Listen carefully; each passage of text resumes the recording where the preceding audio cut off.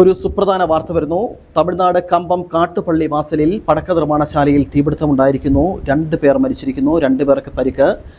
ഇവരുടെ പരിക്കും ഗുരുതരമാണെന്നാണ് അറിയാൻ കഴിയുന്നത്.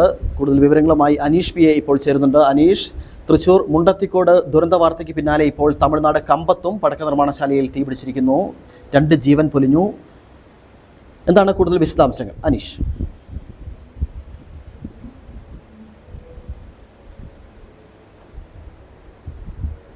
ഇപ്പോൾ കമ്പത്തു നിന്നും, തമിഴ്നാട്ടിലെ തേനിയിലെ കമ്പത്തു നിന്നും ഇപ്പോൾ പുറത്തു വരുന്നത് കാട്ടുപള്ളി വാസലിലെ ഒരു പടക്ക നിർമ്മാണശാലയിലാണ്, പടക്ക ഫാക്ടറിയിലാണ് ഇത്തരത്തിലുള്ള ഒരു ദാരുണമായ സംഭവം രാവിലെ ഏതാണ്ട് 9 മണിയോട് കൂടിയിട്ട് നടക്കുന്നത്. 4 പേരായിരുന്നു ഇവിടെ തൊഴിലാളികളായിട്ട് ജോലിക്കുണ്ടായിരുന്നത്. ഇതിൽ 2 പേരാണ് മരിച്ചത്. കമ്പം സ്വദേശികളായിട്ടുള്ള സൂര്യ, അതുപോലെ തന്നെ ദിനേശ് എന്നിവരാണ് മരിച്ചത്. മറ്റു 2 പേരെ പരിക്കുകളോട് കൂടിയിട്ട് മെഡിക്കൽ കോളേജിലേക്ക്, തേനി മെഡിക്കൽ കോളേജിലേക്ക് മാറ്റിയിട്ടുണ്ട്. കമ്പം സ്വദേശിയായ തിരുപ്പതിയുടെ ഉടമസ്ഥതയിലുള്ളതാണ് ഈ പടക്ക ഫാക്ടറി. ഇന്ന് രാവിലെ ഏതാണ്ട് 8:30 കൂടിയിട്ട് ഈ 4 തൊഴിലാളികൾ ഇങ്ങോട്ടേക്ക് എത്തുകയായിരുന്നു. ഇവർ 2 പേർ മറ്റൊരു വശത്തേക്ക് ജോലിക്കായി നീങ്ങിയ സമയത്താണ് ഈ മരിച്ച 2 പേർ ഫാക്ടറിക്കുള്ളിലേക്ക് പ്രവേശിക്കുന്നത്. ഫാക്ടറിക്കുള്ളിൽ പ്രവേശിച്ച ശേഷം അല്പസമയത്തിനകം വലിയ ശബ്ദത്തോടു കൂടി ആ കെട്ടിടം പൊട്ടിത്തെറിക്കുകയായിരുന്നു. മൃതദേഹങ്ങളെല്ലാം 2ഉം ചിന്നിച്ചിതറിയ നിലയിലായിരുന്നു. ഉടൻ തന്നെ കമ്പത്തു നിന്നും പോലീസും, കമ്പം നോർത്ത് പോലീസും ഫയർഫോഴ്സും സ്ഥലത്തെത്തിയെങ്കിലും തീ അണയ്ക്കുവാനുള്ള ശ്രമം വിഫലമാവുകയായിരുന്നു. ഇതിനുള്ളിൽ തന്നെ 2 പേരുടെയും ശരീരഭാഗങ്ങൾ ചിന്നിച്ചിതറുകയും മരണം സംഭവിക്കുകയുമായിരുന്നു. തീ മറ്റിടങ്ങളിലേക്ക് പടരാതിരിക്കുവാൻ പടക്ക ഫാക്ടറിയുടെ വിവിധ ഭാഗങ്ങളിൽ ഫയർഫോഴ്സ് അധികൃതർ ഇപ്പോൾ മുൻകരുതലുകളൊക്കെ തന്നെ സ്വീകരിച്ചിട്ടുണ്ട്. മൃതദേഹങ്ങൾ ഇപ്പോൾ തിരിച്ചറിഞ്ഞതിന് ശേഷം പോസ്റ്റ്മോർട്ടത്തിനായി തേനി ഗവൺമെന്റ് മെഡിക്കൽ കോളേജിലേക്ക് മാറ്റുവാനുള്ള നടപടികളും ആരംഭിച്ചിട്ടുണ്ട്. ഈ തിരുപ്പതിയിൽ നിന്ന് ഈ പടക്ക ഫാക്ടറിയുടെ ഉടമയെയും ഇപ്പോൾ അറസ്റ്റ് ചെയ്തിട്ടുണ്ടെന്നാണ് നമുക്ക് ലഭ്യമായിട്ടുള്ള വിവരം. എന്താണെങ്കിലും നാടിനെ നടുക്കിയ ഒരു സംഭവം തന്നെയായിരുന്നു അത്. വിവരമറിഞ്ഞ 100 കണക്കിന് ആളുകൾ ഇങ്ങോട്ടേക്ക് എത്തുകയുണ്ടായി. എന്നാൽ ഈ രക്ഷാപ്രവർത്തനത്തിനും മറ്റു അപകടങ്ങൾക്കും കാരണമാകുമെന്നുള്ളതിനാൽ തന്നെ പോലീസ് ഇവരെല്ലാം സ്ഥലത്ത് നിന്ന് ഇപ്പോൾ മാറ്റിയിട്ടുണ്ട്.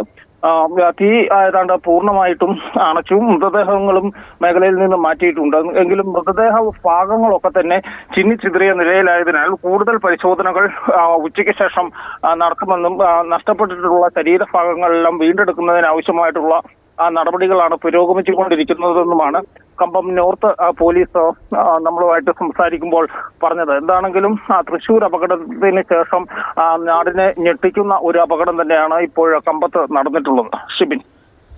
അനീഷ്, ഈ ഫാക്ടറിയിൽ എത്ര തൊഴിലാളികളാണ് ഉണ്ടായിരുന്നത്? മറ്റ് ആളപായം എന്തെങ്കിലും റിപ്പോർട്ട് ചെയ്തിട്ടുണ്ടോ? ഇവർ പോലീസ് നമ്മളോട് പറഞ്ഞ വിവരം അനുസരിച്ചാണെങ്കിൽ 4 തൊഴിലാളികളായിരുന്നു ഇന്ന് ഉണ്ടായിരുന്നത്. ഇവര് സ്ഥിരമായിട്ട് ഇവിടെ ജോലിക്ക് എത്തിയിരുന്ന ആളുകൾ തന്നെയാണ്, സ്ഥിരം തൊഴിലാളികളാണ്.